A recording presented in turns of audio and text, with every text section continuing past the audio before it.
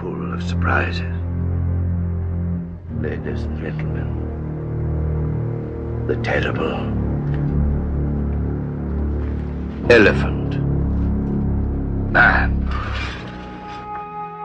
At first, you will want to turn away from him.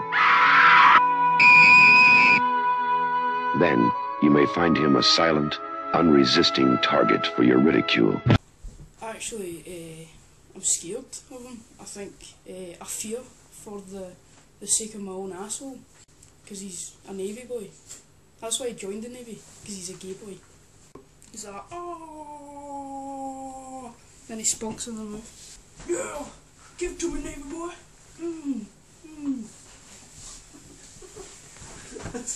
That's what happens when you're in the Navy. Quite scary, man.